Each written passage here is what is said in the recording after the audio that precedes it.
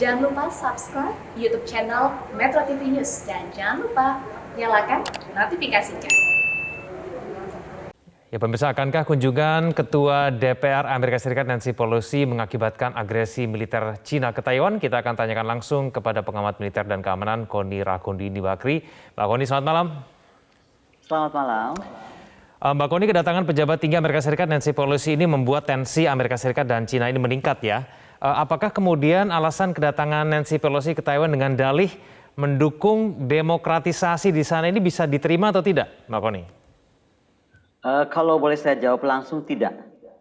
Kalaupun membentuk dalam langkah itu adalah untuk mendukung demokrasi di Taiwan dan ini dan itu, sejak dulu Amerika Serikat sudah mendukung tanpa statement apapun. National Security Policy Taiwan itu terbaik di dunia dan yang mendirikan itu adalah Amerika Serikat.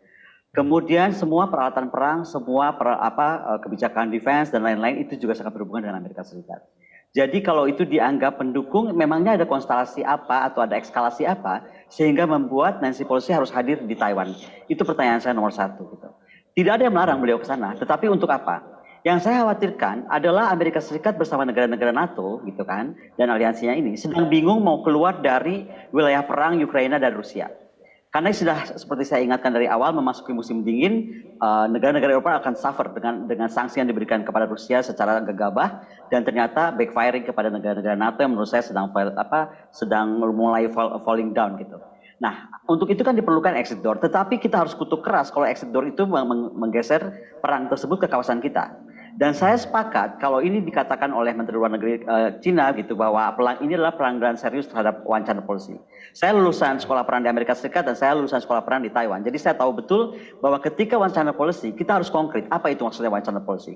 Kalau one China policy, apapun yang dilakukan Taiwan itu adalah dianggap separatism dari Cina. Dan itu kalau kita sekarang ikut-ikut mendukung Taiwan gitu kan atau alasan dengan membela Taiwan, artinya kita mendukung kegerakan separatis. Dan ini akan berbahaya kepada Indonesia, akan segera diikuti oleh Papua suatu hari. Karena kita harus ingat ya, ada AUKUS, ada The Quad, ada semua pasukan FPDA dan lain-lain yang sudah sangat kuat di kawasan.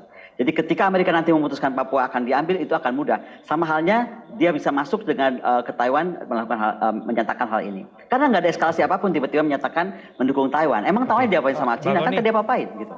Dan yang kedua adalah ini akan membawa keributan di Eropa digeser ke Indo-Pasifik. Dan kalau ini digeser ke Indo-Pasifik, isu Laut Cina Selatan ini akan meletus dengan cepat. Ketika isu Laut Cina Selatan berkembang dengan cepat, saya yakin betul China akan melakukan langkah seperti dilakukan di Laut Cina Timur, yaitu misalnya akan dilakukan air defense identification zone oleh China karena itu penting untuk China sendiri. Nah kemudian itu akan memecah ASEAN pasti. Ketika ADIS diberlakukan di South China Sea pasti ADIS akan kebijakan ASEAN itu akan terpecah. Artinya mau saya sampaikan dengan jelas, satu selain ini adalah pelanggaran serius terhadap satu Cina, ini memiliki dampak parah terhadap keamanan, kestabilan dan kesejahteraan kawasan. Kita ini kawasan yang baik-baik saja. Dan Indonesia menurut saya sebagai negara terbesar di kawasannya, dan kemudian kita juga adalah leading actor di ASEAN, kita harus mampu bersikap tegas. Ketika dulu tahun 1960-an, Presiden Soekarno bisa menyatakan go to hell Amerika Serikat, karena itu membahayakan kita. Hari ini kita harus mampu melakukan hal yang sama. Mengapa demikian? Karena kalau sampai isu Taiwan ini dimulai, saya tidak bisa bayangkan apa yang akan dilakukan karena kemarin malam saya mendengar reaksi Presiden Putin mendukung Xi Jinping jika kemudian Amerika Serikat sudah bermain-main mengambil langkah memperlakukan Taiwan seperti Ukraina. Dan ini akan sangat berbahaya. Kalau melihat tanda-tandanya yang kemudian sekarang sedang terjadi, apakah mungkin Mbak Koni Cina akan melakukan agresi ke Taiwan seperti Rusia melakukan ke Ukraina? Begini, itu adalah yang dituduhkan terus oleh Amerika Serikat. Seolah-olah Cina itu akan memulai. Yang sekarang kita lagi bicara adalah Amerika memulai, kemudian Cina bereaksi. Jadi jangan dibulak-balik nih. Ini tuh kita lagi bicara hukum sebab akibat. Kemarin kan Cina nggak ngapa-ngapain. Tapi sekarang dengan perlakuan ini, maka akan tadi dia dianggap oleh Cina ini pelanggaran serius terhadap one China policy. Kedua adalah dampak parah terhadap fondasi hubungan politik Cina dan Amerika Serikat dan Indo-Pasifik terhadap Amerika Serikat. Karena ini masalahnya bukan saja di Selat Taiwan, ya kan? Tapi akan ada sangat sinyal-sinyal salah yang dikirimkan. Sekali lagi ya, kalau one China policy itu adalah kepada separatis, gitu loh. Tapi kalau ini two China policy, maka Amerika Serikat harus menyatakan itu China policy. Artinya kebijakan politik luar negeri kita harus berubah. PBB juga harus menyatakan bahwa Taiwan itu adalah negara. Per hari ini, beberapa negara tidak mengakui Taiwan itu sebagai negara, termasuk Indonesia. Itu kenapa di paspor kita, ya kan, atau lagi pejabat-pejabat negara kita nggak bisa masuk Taiwan kan? Karena kita tidak pernah menganggap Taiwan itu negara. Nah, ini mesti kita clearkan dulu. Kemudian ini akan berimplikasi besar terhadap semakin bergolaknya atau merapatnya antara FPDA, The Quad dan AUKUS. Anda bisa bayangkan nih, dan kita bisa bayangkan semua, kawasan kita yang tenang damai itu tiba-tiba akan memperlihatkan wajah seperti NATO memperlihatkan wajah di Ukraina. AUKUS, kemudian The Quad, kemudian di FPDA akan sangat bergabung. Belum lagi kita kan punya tentara misalnya Prancis di sini yang sudah sangat kuat di kawasan kita membuat pasukannya. Jadi untuk membuat ini menjadi satu kesatuan fakta Indo-Pasifik baru itu sangat mungkin untuk menyerang tanda kutip ya Taiwan, tapi itu akhirnya bisa kemana saja gitu. Ya, yang implikasinya kepada Indo-Pasifik. Tujuan sesungguhnya kemudian Amerika Serikat dalam tanda kutip ya mengirimkan Nancy Pelosi ke Taiwan itu apa? Kalau misalnya memang kita sepakat bahwa ini sebetulnya tujuannya untuk memprovokasi Cina gitu. Untungnya buat Amerika Serikat itu apa, Mbak Koni? Itu yang saya pertanyakan. Sebenarnya kita tidak bisa melarang siapapun untuk masuk ke Taiwan. Tetapi apa sih urgensi Nancy Pelosi? Itu juga pertanyaan yang saya sampaikan.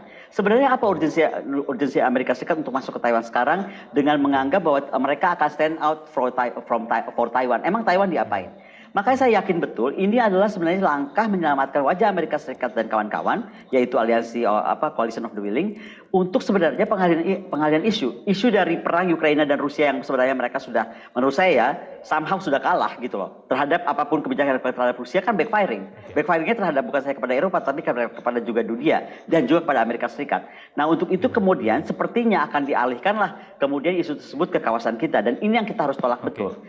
Kita mesti ingat, Oktober besok kita akan mengadakan peringatan kita sebagai pendiri negara non-blok dan konferensi Asia Afrika.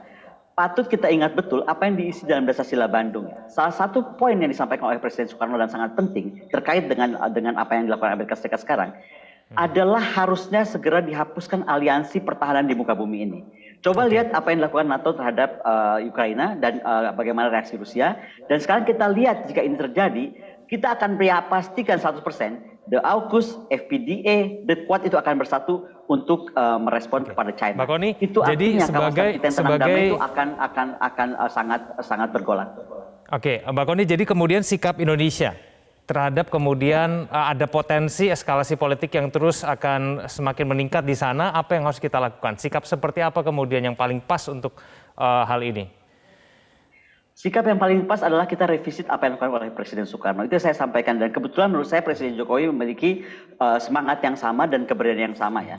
Jadi saya yakin betul Presiden Jokowi mampu melakukan go to hell Amerika, ya kan? Dengan boleh dia ngacak-ngacak kawasan seperti ini.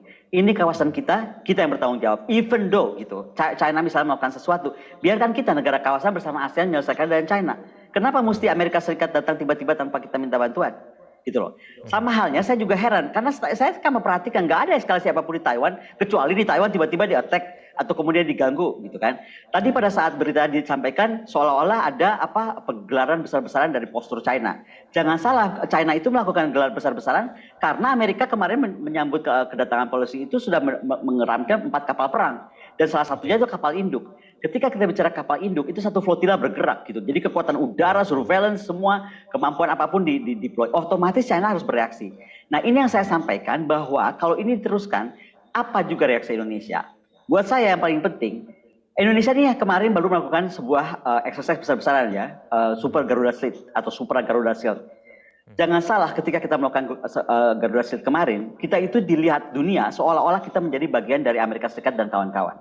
Nah untuk menetralisir posisi kita itu, karena kita sekali lagi masih non-blok ya, kecuali Presiden memutuskan kita sudah bergabung dengan Amerika, ini lain cerita ya. Tapi sampai detik ini saya tidak mendengar Menteri Luar Negeri atau Presiden menyatakan kita berubah dari posisi politik latihan gabungan bersama Cina, untuk itu kita harus melakukan exercise bersama juga, ya kan, bersama Cina dan Rusia di Papua. Supaya Australia merasakan juga kita bisa melakukan itu gitu. Jadi Indonesia yang sangat luas ini bisa betul-betul kita mainkan dengan sangat berimbang. Baik, Mbak Koni terima kasih telah bergabung bersama kami di Prime Time News. Selamat malam Mbak Koni.